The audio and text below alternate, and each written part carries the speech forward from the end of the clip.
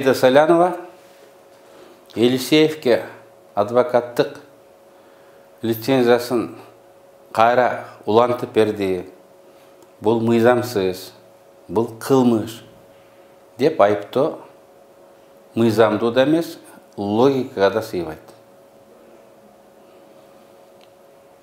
Атамбаевдин убагында бұл саясий куугунтуктоо болгон. Муну баарыбыз билебиз. Бұл талашсыз факт. Бүгін Атамбаевта анын көчүн уланткан Жээнбековта жок. Эмне үчүн саясий куугунтуктоонун негизгилеринен болгон Аида Салянованын иши кайра каралбайт.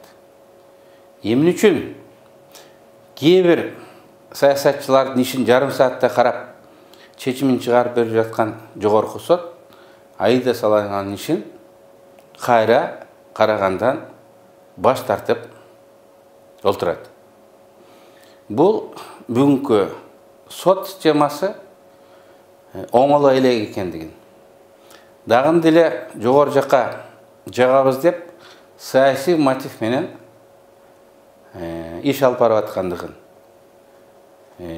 кош стандарт менен иш алып барып аткандыгынын далили. Мындай кош стандарттуулук жакшылыкка алып келбейт. Аны биздин жакынкы тарыхыбыз көргөздү.